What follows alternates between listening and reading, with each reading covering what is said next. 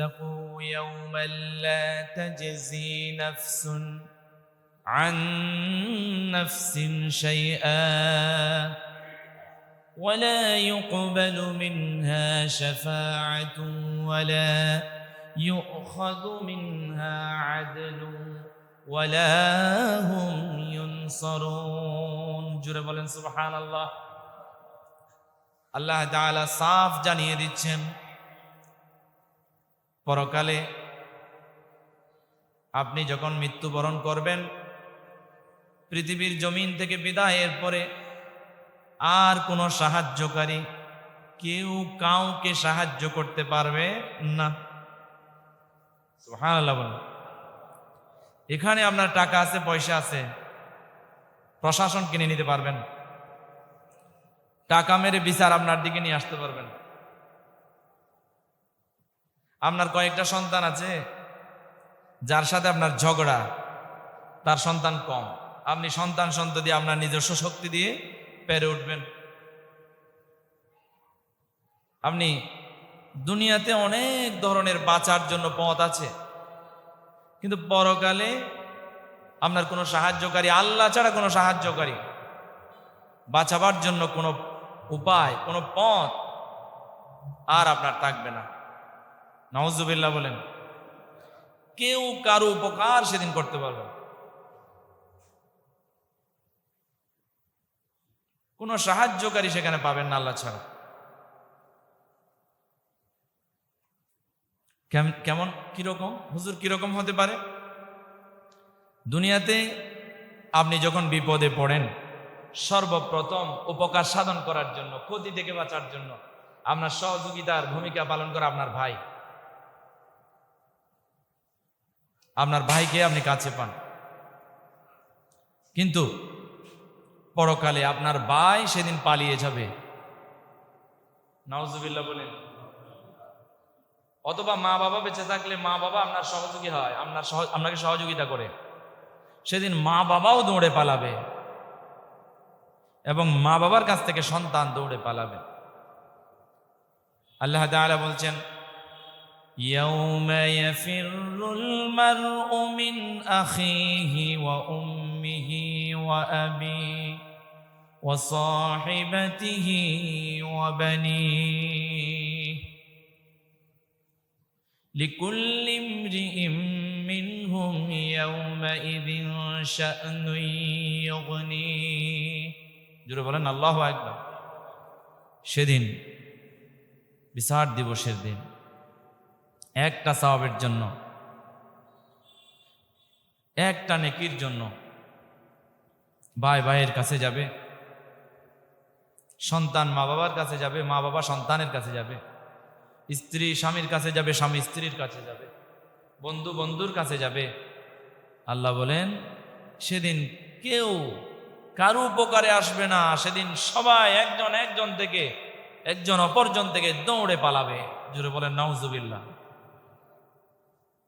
এই জন্য আমাদেরকে পরকালে কেউ যেহেতু সাহায্যকারী থাকবে না আল্লাহ ছাড়া, তাহলে আল্লাহ যেহেতু সাহায্যকারী, তাহলে আল্লাহকে কাছে পেতে হবে, আল্লাহকে বন্ধু বানাতে হবে, আল্লাহকে আমাদের সাহায্যকারী বানায়া নিতে হবে। পারবেন ইনশাআল্লাহ? আল্লাহ তৌফিক দান করুন, বলি আমিন। এজন্য আল্লাহ তাআলা স্পষ্ট জানিয়ে দিচ্ছেন, ওয়ামা হাযিহিল হায়াতুদ দুনিয়া ইল্লা লাইবুন ওয়া লাহু ওয়ালাদ-দারুল আখিরাতু খায়রুল লিল্লাযীনা ইয়াত্তাকুন আফালা তা'কিলুন। জোরে বলেন আল্লাহু আকবার। আল্লাহ কত সুন্দর করে কুরআনুল কারীমে ইরশাদ করছেন, দেখেন, ও আমার গোলাম, পৃথিবী হলো খেল তামাশার জায়গা। পৃথিবীকে আল্লাহ বলছেন খেল তামাশার জায়গা। খেলা চলছে, তামাশা চলছে। আল্লাহ বুঝাতে চান, খেল তামাশায় মগ্ন হয়ে তোমার পরকালটা তুমি ধ্বংস করে দিও না। দুনিয়ার খেল তামাশার জায়গায়, দুনিয়ার চাইতে উত্তম জায়গা, আসল জায়গা হলো পরকাল। আফালা তা'কিলুন। কিন্তু আমরা তা বুঝতেছি না। আল্লাহ আমাদের বুঝার তৌফিক দান করুন বলি আমিন। দেখছেন না, পৃথিবীর দিকে তাকান, শুধু খেলা চলছে, খেলা খেলা। কেউ যুদ্ধ করছে, মুসলমান মারছে, মনে করছে এটা আমার জন্য খেলা খেলা। কেউ ভালো ভালো জায়গায় বসে বসে অপরাধ করছে, মনে করছে জীবনটাই আসল, জীবন শেষ। খাওয়া দাওয়া ফুর্তি মজা সবকিছু এখানেই শেষ, এখানেই সবকিছু করে দিতে হবে, নাউজুবিল্লাহ বলেন। কিন্তু পরকাল যে একটা আছে, এই দুনিয়া থেকে বিদায়ের পরে যে কবরে শাস্তি আছে, কিয়ামতের ময়দানে অনেক বছর ধরে দাঁড়িয়ে থাকতে হবে। কিয়ামতের ময়দানের একটা দিন 50 বছরের চাইতেও বড়। মিকদারুহু 50 আলফা সানা, 50,000 বছরের চাইতেও বড় একটা দিন। একদিন দুই দিন নয়, এই দুনিয়ার দিনগুলো তো কিছুই না। ওখানকার একটা দিন হলো 50,000-এর মতো দিনের মতো। চিন্তা করে দেখেন, একটা দিন আপনার যদি কোনো কাজকর্ম না থাকে, ব্যস্ততা না থাকে, ব্যবসা বাণিজ্য না থাকে, একা একা সময় কাটাতে আপনার কষ্ট হয়ে যায়।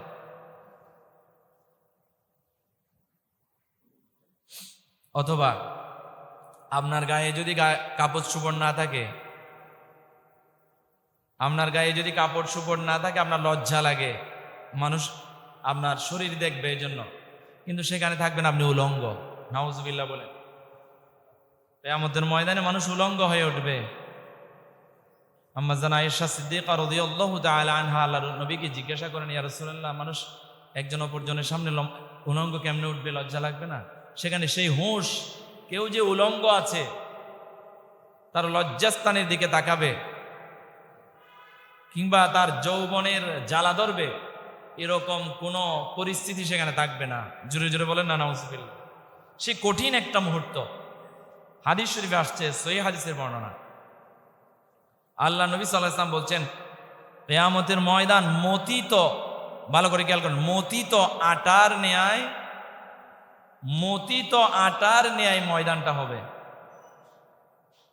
আমাদের দেশে পরোটা বানায় না, রুটি বানায় না, আটাকে এরকম করে মথে, মতিত আটার ন্যায় সেদিন কিয়ামতের ময়দানটা হবে।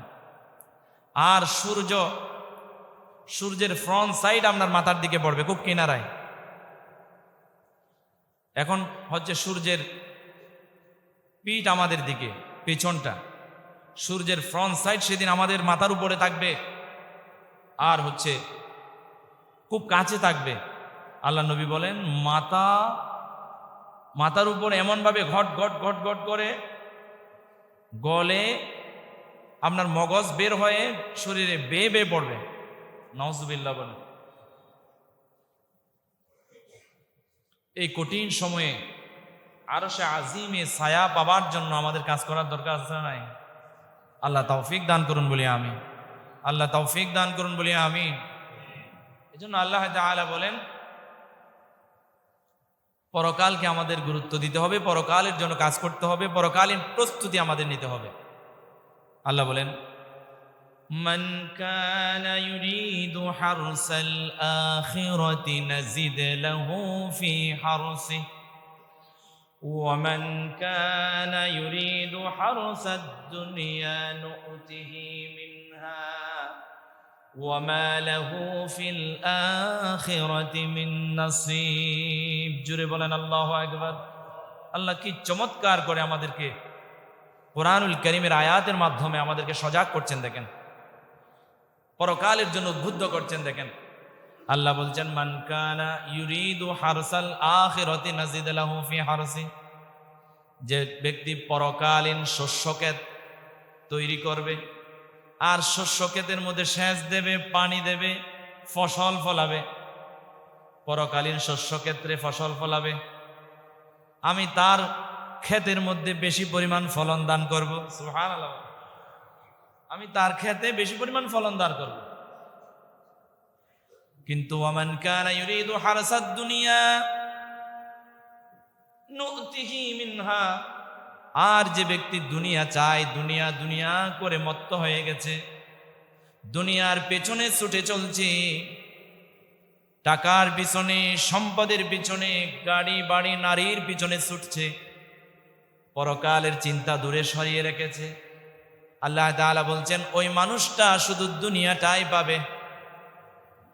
ওয়ামা লাহু ফিল আখিরাতি মিন নাসিব, আমি শুধু তাকে দুনিয়াটাই দেব, পরকালে তার জন্য কিছুই নাই। নাউজুবিল্লাহ বলেন।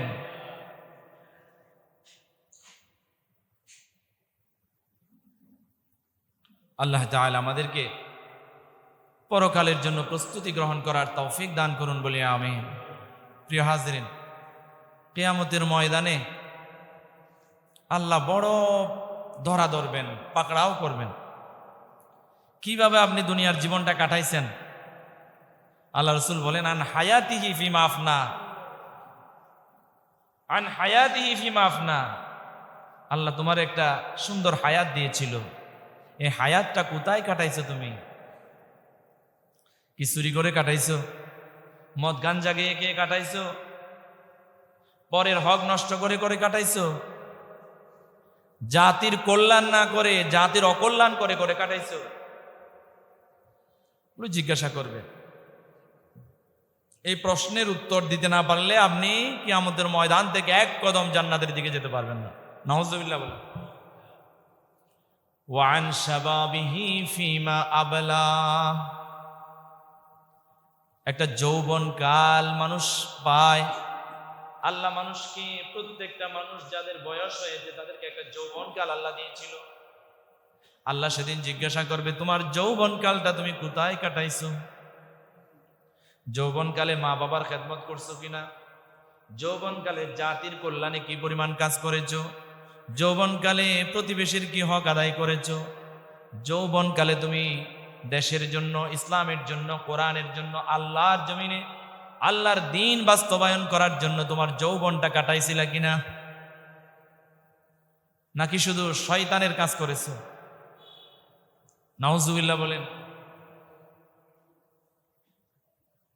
আল্লাহ আমাদেরকে শয়তান থেকে দূরে থাকার তৌফিক দান করুন বলি আমিন। শয়তান তো রমজান মাসে বাঁধা ছিল, এখন তো ছাড় পেয়েছে। পরের দিন থেকে শয়তানের কাজ শুরু হয়ে গেছে। মসজিদে আসা বন্ধ করে দিয়েছে, কোরআন পড়া বন্ধ করে দিয়েছে, জিকির আজকার করা বন্ধ করে দিয়েছে, বেশি বেশি নফল ইবাদত করা বন্ধ করে দিয়েছে। নাউজুবিল্লাহ বলেন। ওয়া আম্মালিহি মিন আইনা ইকতাসাবা, কিয়ামতের ময়দানে তৃতীয় এবং চতুর্থ নাম্বার প্রশ্ন করবে, আল্লাহ কোন পথে তুমি আয় রোজগার করেছো আর কোন জায়গায় তুমি ব্যয় করেছো? আপনি কোন উপায়ে, কোন পথ দিয়ে, কি হালালিয়তের পথ আপনি রোজগারের জন্য বেছে নিয়েছেন নাকি হারামের পথ আপনি রোজগারের জন্য বেছে নিয়েছেন?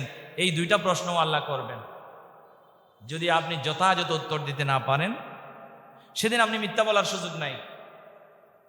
এখন তো দুনিয়াতে করছেন একরকম, আবার বলছেন একরকম।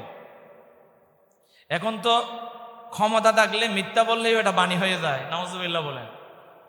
ক্ষমতা থাকলে মিথ্যা কথাও মানুষের ভালো লাগে, এটা বাণী হয়ে যায়। নাউজুবিল্লাহ বলেন। আমি আর ওটা বিশ্লেষণ করছি না, বিশ্লেষণ আপনারা করে নেবেন। তাহলে এখন চারটা প্রশ্ন কিয়ামতের ময়দানে চলে গেল। আর একটা প্রশ্ন আছে, ওয়ান ইলমিহি মাযা আমিলা ফি, আপনি কি ইলম হাসিল করেছেন, অর্জন করেছেন, কি জ্ঞান অর্জন করেছেন, আর সেই জ্ঞান অনুযায়ী আপনি কি পরিমাণ আমল করেছেন। আল্লাহ আমাদেরকে দ্বীনি ইলম তলব করা যেহেতু ফরজ। মানুষ শুধু গণিতের পিছনে ছুটছে, মানুষ শুধু ইংরেজির পিছনে ছুটছে, কোরআনের পিছনে কেউ ছুটে না। নাউজুবিল্লাহ বলেন। গণিতের জন্য, ইংরেজির জন্য আমাদের অভিভাবকরা সন্তানদেরকে পড়ানোর জন্য একেবারে মরিয়া হয়ে উঠেছে। আপনারা পড়ান, কিন্তু সেই গণিত এবং ইংরেজিতে আপনি আপনার সন্তানের জন্য যে টাকা পয়সা খরচ করছেন, অন্তত তার অর্ধেক আপনি কোরআনের জন্য খরচ করেন। আপনার সন্তান আর ভার্সিটিতে পড়ে বাথরুমে গিয়ে ধরা খাবে না। একটা ভার্সিটির, ইউনিভার্সিটির ছাত্রী পাশাপাশি একটা জব করে, হিজাবও পড়ছে, বুরকাও পড়ছে, ধরা কাছে বাথরুমে, তাও হিন্দুর ছেলের সাথে, তাও আবার রমজানে, জোরে বলেন না নাউজুবিল্লাহ। এটা কি মেনে নেওয়া যায়? যদি দ্বীনি শিক্ষা থাকতো, তার ভিতরে তাকওয়া থাকতো, পরহেজগারিতা থাকতো, রমজান মাসে এই আকাম করতে পারতো? আল্লাহ আমাদের বোঝার তৌফিক দান করুন বলি আমিন। কি বলবো, দেশে তো এখন হারাম কাজের জন্য আমাদের দেশে আইন আছে, হারাম কাজকে উৎসাহিত করার জন্য আইন প্রণয়ন করা হয়েছে, আর হালালকে, জায়েজকে নিরুৎসাহিত করা হয়েছে। আল্লাহ আমাদেরকে হারাম থেকে ফিরে হালালিয়তের পথ বেছে নেবার তৌফিক দান করুন বলি আমিন। তো প্রিয় হাজরিন, যেহেতু তলাবুল ইলমি ফরিযাতুন আলা কুল্লি মুসলিম, প্রত্যেকটা মুসলমানের জন্য দ্বীনি ইলম তলব করা ফরজ। আমাদের সবাইকে নিজ নিজ জায়গা থেকে নিজেরাও দ্বীনি ইলম তলব করব, এবং সন্তানদেরকেও সর্বোপরি দুনিয়াবী শিক্ষার চাইতে উপরবী শিক্ষাকে বেশি গুরুত্ব দেব ইনশাআল্লাহ। আর সেই শিক্ষা অর্জন করার পর ওই শিক্ষা আপনি কতটুকু অর্জন করেছেন, আবার কতটুকু আপনি আমল করেছেন, আল্লাহ কিয়ামতের ময়দানে প্রশ্ন করবে সেদিন। আল্লাহ সেদিন আমাদেরকে সেই 5টি প্রশ্নের উত্তর যথাযথ দেবার জন্য এখান থেকে আখিরাতের প্রস্তুতি গ্রহণ করার তৌফিক দান করুন বলি আমিন। দুনিয়াতে আপনি চাকচক্যময় পোশাক, দামি গাড়ি, দামি বাড়ি, বহুতল ভবন, এগুলো আল্লাহ এগুলোর দিকে তাকাবে না। আল্লাহ তাকাবে আপনার তাকওয়া, আল্লাহ তাকাবে আপনার পরহেজগারিতা, আপনি কি পরিমাণ আল্লাহর নৈকট্য হাসিল করার জন্য কাজ করেছেন। আমি একজন মজনুনের কথা বলি।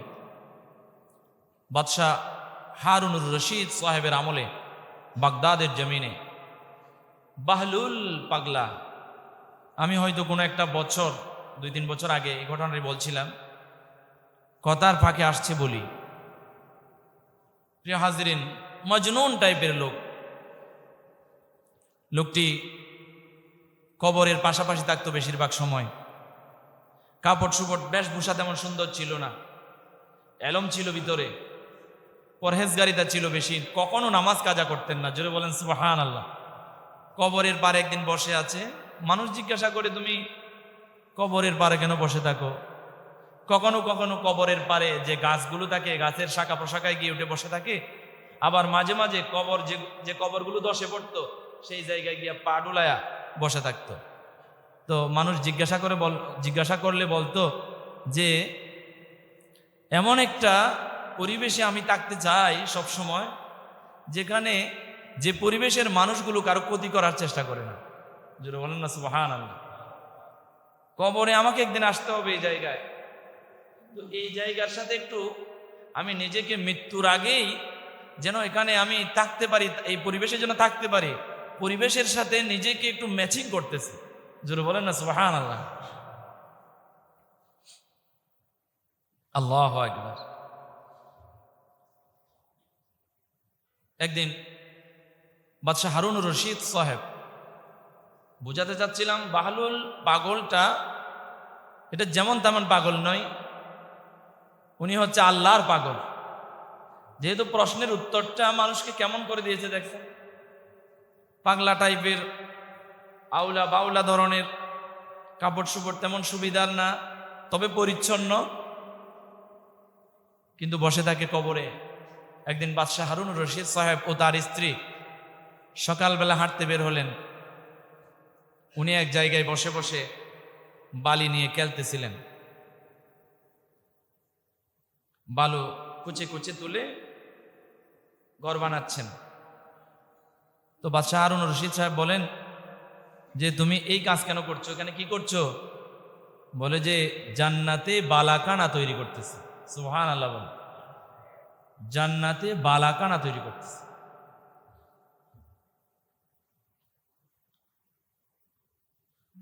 এরপরে জিজ্ঞাসা করা হলো, জান্নাত কি আমাদের, এই বালাকানা কি আমাদেরকে দেওয়া যাবে? বলে যে কিনে নিতে হবে। সুবহানাল্লাহ বলে। তো বাদশাহ হারুন রশিদ সাহেব উনি একজন আলেম মানুষ, এবং বাদশাহ হারুন রশিদ সাহেব খুব এলমদার মানুষ এবং বা আমল ছিল। বাদশাহী করার পর সারাদিনের ব্যস্ততা সেরে রাত্রিবেলা বাসায় গিয়ে খাওয়া দাওয়া সেরে ঘুমানোর আগে কমপক্ষে 100 রাকাত নফল নামাজ পড়তেন। জোরে বলেন না সুবহানাল্লাহ। তো তিনি তারপরও বলতেছেন, ও যে পাগলাটা মজনুন, তো মজনুর কথা বলছে আর কি, পাগলের কথা বলছে আর কি, চলো বিবিকে নিয়ে হাঁটা শুরু করতে চায়। বিবি বলল, না, আমি আজকে মজনুন থেকে বাহলুল থেকে আমি জান্নাতে বালাকানা কিনে নেব। এখন বাহলুলকে জিজ্ঞাসা করা হলো যে বালাকানার দাম কত, মূল্য কত? বলে যে এই বালাকানার মূল্য হচ্ছে 1 আনা। বিবি 1 আনা দিয়ে দিল, তারপরে চলে গেছে। চলে যাওয়ার পর রাত্রিবেলা স্বপ্নে দেখেন বাদশাহ হারুন রশিদ সাহেব, উনি তো আগেই বলেছি উনি 100 রাকাত নফল নামাজ পড়ে ঘুমায়। একটু চিন্তা করে দেখেন, কোনো মানুষ যদি শুধু আয়াতুল কুরসি পড়ে ঘুমায়, আল্লাহ তাআলা তার জন্য একটা সাহায্যকারী, একটা তার জন্য স্পেশাল একটা ফেরেশতা নিযুক্ত করে দেয়। সুবহানাল্লাহ বলে, শুধু তার সেফটির জন্য আল্লাহ তাআলা শুধু এই ফেরেশতাটা দিয়ে থাকেন। তো যে ব্যক্তি এইগুলোর পাশাপাশি 100 রাকাত নফল নামাজ পড়বে ঘুমানোর আগে, স্বপ্নের ভিতরে শয়তান এসে ধোঁকা দিতে পারবে না অন্তত ইনশাআল্লাহ। বাদশাহ হারুন রশিদকে স্বপ্নে দেখান যে জান্নাতের মধ্যে তিনি হাঁটতেছেন। সুবহানাল্লাহ বলেন। তো হাঁটতে হাঁটতে দেখা যায় একটা সুন্দর একটা বালাকানা সুসজ্জিত, মন চাচ্ছে ওখানে ঢুকবে তিনি, কিন্তু গেইটে একটা দারোয়ান আছে। জিজ্ঞাসা করে, এখানে তো ঢুকা যাবে না, এটা স্পেশাল একজন মানুষের জন্য। কার জন্য? বলে যে দুনিয়ার একজন মহিলা জুবাইদার জন্য। জুবাইদা হলো বাদশাহ হারুন রশিদ সাহেবের স্ত্রী। জুড়ে বলেন না সুবহানাল্লাহ। ওই যে বাহলুল পাগল থেকে জান্নাতের বালাকানা কিনে নিয়েছে। আল্লাহু আকবার বলেন। বাহলুল পাগল কি আসলে বালাকানা দিতে পারেন? না। আপনি জান্নাতে বালাকানা তৈরি করতে হলে আপনাকে দান করতে হবে। বাহলুল পাগল যে বালাকানার বিনিময়ে টাকা নিয়েছিলেন, ওই টাকাগুলো দ্বীনের জন্য, ইসলামের জন্য, ধর্মের জন্য উনি ব্যয় করতেন। সুবহানাল্লাহ বলেন। এজন্য উনি কোরআনুল কারীমের আয়াতের আলোকে তাকে বালাকানা বিক্রি করলেন। যেহেতু আপনি যদি মসজিদে নির্মাণের জন্য টাকা দেন, এই মসজিদে যদি নির্মাণের কাজে আপনি সহযোগিতা করেন, আমি বলবো যে আমি আপনাকে জান্নাতে ঘর বিক্রি করব, আপনি এই ঘরে টাকা দেন। যেহেতু আল্লাহ রাসূল বলেছেন, মান বানা লিল্লাহি মাসজিদান বানাল্লাহু লাহু বাইতান ফিল জান্নাহ। জোরে বলেন আল্লাহু আকবার। আপনি মসজিদে দান করলে আপনার জন্য আল্লাহর জান্নাতে ঘর নির্মিত হবে। তো সেই জায়গা থেকে হয়তো বাহলুল পাগল এভাবে বলেছেন। সুবহানাল্লাহ বলেন। এখন বাদশাহ হারুন রশিদ সাহেব ঘুম থেকে উঠে বিবিকে জিজ্ঞাসা করে, ও বিবি, কি হয়েছে? তুমি এমন কি আমল করো যে জান্নাতে তোমার জন্য বালাকানা তৈরি হয়ে গেছে? বাহলুল পাগলের যে খানা দান করছিল এটা কথা মনে নাই, এই ঘটনা মনে নাই ওনার। এখন বিবি জুবাইদা তিনি বললেন যে আমার কি এমন আমল আছে আমি জান্নাতে, ওটাও উনিও ভুলে গেছেন। কিছুক্ষণ পর স্মরণ হলো, ঘটনাটা কি আসলে ওটা না তো যে বাহলুল পাগলের 1 আনা দিয়ে আমি জান্নাতে বালাকানা কিনেছি? এখন বাদশাহ হারুন রশিদ সাহেবের মনে পড়ে গেছে। বলে যে হ্যাঁ, সে কথাটাই, তোমাকে আল্লাহ তাআলা জান্নাতে বালাকানা দিয়েছেন। জোরে বলেন আল্লাহু আকবার। এখন বাদশাহ হারুন রশিদ সাহেবের কৌতূহল তৈরি হয়ে গেল, আজকে আমি বাহলুল পাগলের কাছে যাব, আমিও একটা বালাকানা কিনে নিয়ে আসবো। এখন পরের দিন আবার খুঁজতে বাহলুল পাগলরে পাইল। পাওয়ার পর বাহলুল পাগলরে জিজ্ঞাসা করলো যে শোনো, আমিও তোমার কাছ থেকে জান্নাতে বালাকানা নিতে চাই, কিনতে চাই। বলে যে হ্যাঁ, বিক্রি করা যাবে। তাহলে মূল্য কত দিতে হবে? বলে যে মূল্য এই যে বাগদাদের জমিনের বাদশাহীর অর্ধেক বাদশাহী আমারে দিতে হবে। সুবহানাল্লাহ বলে। বাদশাহ হারুন রশিদ সাহেব জিজ্ঞাসা করেন, এটা একটা বেইনসাফি কথা বলছো তুমি। গতকালকে আমার বিবিরি তুমি 1 আনা দিয়া জান্নাতে বালাকানা তুমি বিক্রি করেছো, আবার আমাকে আজকে বাগদাদের জমিনের তুমি বাদশাহী, অর্ধেক বাদশাহী দিতে বলছো, এটা বেইনসাফি না? বলে যে না, আপনি তো আজকে জান্নাতের বালাখানা দেখে আমার কাছে আসছেন, এই জন্য এটার দাম বেড়ে গেছে। সুবহানাল্লাহ। তাহলে কার সাথে কার কানেক্টেড দেখেন, আল্লাহু আকবার। তো পরকালের জন্য বাহলুল পাগল এমন ভাবে আল্লাহকে কাছে পাওয়ার জন্য কাজ করেছে, আল্লাহ এমন কাছে, আল্লাহর কাছে চলে গিয়েছে। ওই কথাটা যে আল্লাহর জন্য, যে পরকালের জন্য কাজ করে, যে আল্লাহকে পেতে চায়, আল্লাহর কাছে যেতে চায়, দুনিয়ার সব কিছু, পৃথিবীর সৃষ্টির সব কিছু তার কাছেই আল্লাহ তার কদমে দিয়ে দেয়। সুবহানাল্লাহ বলেন। হুজুর কেমনে? একদিন বাহলুল পাগল রাস্তা দিয়ে হেঁটে যাচ্ছিল, বাদশাহ হারুনুর রশিদ সাহেব ওনার বাসভবনের ছাদের উপর বসা। এখন তার সিপাহীদেরকে বলল যে যাও ওই বাহলুলকে একটু আমার কাছে নিয়ে আসো দ্রুত। এখন এমন ভাবে ধরে পাকড়াও করে বাহলুলরে নিয়ে আসতেছে, এসে সিঁড়ি বেয়ে তুলতে সময় লাগবে, এজন্য কৃত্রিম উপায়ে তদানীন্তন সময়ে রশি টাঙানো অবস্থায় কৃত্রিম উপায়ের লিফট ছিল, মানে নিচে তক্তা, চারপাশে রশি বেঁধে উপরে তোলা হতো, কৃত্রিম উপায়ের লিফট। তো সেই লিফট দিয়ে দ্রুত গতিতে তুলে ফেলছে। এখন বাদশাহ হারুন রশিদ সাহেব বাহলুলকে জিজ্ঞাসা করে, বাহলুল, তুমি আসলে আল্লাহর এত নৈকট্য কেমনে হাসিল করেছো? তুমি আল্লাহর এত কাছে কেমনে চলে গেছো? কি আমল করেছো আমাকে একটু জানাও না। এই যে দেখেন নাই, আমি যদি আপনার কাছে আসতাম, অনেক পথ অবলম্বন করে, গেটম্যানকে বলা হতো, তারপরে সিঁড়িতে আসলে ধরে নিয়ে যাওয়া হতো, আমার সাথে মানুষ থাকতো, আস্তে আস্তে আসতাম, অনেক লেট হতো। কিন্তু